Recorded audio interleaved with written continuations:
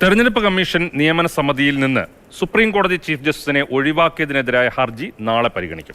Justice Suryakant അധ്യക്ഷനായ ബെഞ്ചാണ് ഇക്കാര്യം അറിയിച്ചത്. അഭിഭാഷകൻ പ്രശാന്ത് ഭൂഷന്റെ ആവശ്യം പരിഗണിച്ചാണ് സുപ്രീം കോടതിയുടെ തീരുമാനം.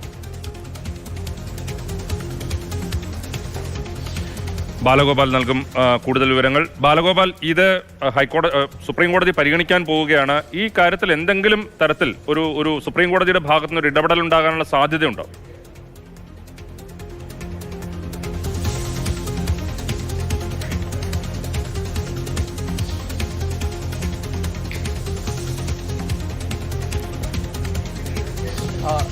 ബാലഗോപാൽ, ഇന്ന് ജസ്റ്റിസ് സൂര്യകാന്തിന്റെ അധ്യക്ഷതയിലുള്ള ബെഞ്ചിന് മുമ്പാകെ പ്രമുഖ അഭിഭാഷകൻ പ്രശാന്ത് ഭൂഷണാണ് ഈ കേസ് സംബന്ധിച്ച് കാര്യം സൂചിപ്പിച്ചത്. അതായത് അദ്ദേഹം പറഞ്ഞത് ഈ തെരഞ്ഞെടുപ്പ് കമ്മീഷണറെ മുഖ്യ തെരഞ്ഞെടുപ്പ് കമ്മീഷണർമാരെ നിയമിക്കുന്ന സമിതിയിൽ ഈ നേരത്തെ സുപ്രീം കോടതിയുടെ ഭരണഘടനാ ബെഞ്ച് പുറപ്പെടുവിച്ചിരുന്ന ഉത്തരവ് പ്രകാരം സുപ്രീം കോടതി ചീഫ് ജസ്റ്റിസിനെ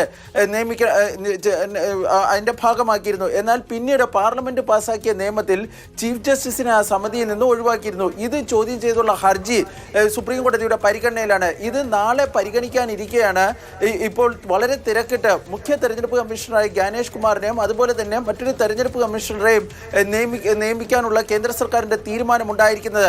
ഇത് യഥാർത്ഥത്തിൽ സുപ്രീം കോടതി നടപടിക്ക് എതിരെ അത് കൊഞ്ഞനം കാത്തുന്നതിന് തുല്യമാണ് എന്നാണ് അദ്ദേഹം ചൂണ്ടിക്കാണിച്ചത്. തുടർന്ന് ഈ ഹർജി അടിയന്തരമായി നാളെ തന്നെ കേൾക്കണമെന്നൊരു ആവശ്യം ഈ കോടതിക്ക് മുമ്പാകെ ഈ പ്രശാന്ത് ഭൂഷൺ ഉന്നയിക്കാറുണ്ടായിരുന്നത്. ഈ ആവശ്യമാണ് സുപ്രീം കോടതി ഇപ്പോൾ അംഗീകരിച്ചിരിക്കുന്നത്. നേരത്തെ തന്നെ നാളെ കേൾക്കാമെന്ന് പറഞ്ഞിരുന്നു. പക്ഷേ നാളെ ഈ കേസ് പരിഗണിക്കുന്ന പട്ടികയിൽ വളരെ താഴെയായിരുന്നു ഈ കേസ് ലിസ്റ്റ് ചെയ്തിരുന്നത്. പക്ഷേ ഇന്ന് കോടതി വ്യക്തമാക്കിയിരിക്കുന്നത് നാളെ തന്നെ ഈ പ്രശാന്ത് ഭൂഷൺ നൽകിയിരിക്കുന്ന ഹർജി കോടതി പരിഗണിക്കാം എന്നതാണ്. അതുകൊണ്ട് തന്നെ ഇതുമായി ബന്ധപ്പെട്ട സർക്കാർ ഉത്തരവ് ഇറങ്ങുന്നതിന് മുമ്പ് സുപ്രീം കോടതി ഇനി ഈ കേസ് പരിഗണിക്കുമോ എന്നതാണ് ഏറ്റവും പ്രധാനപ്പെട്ട കാര്യം. രാജീവ്.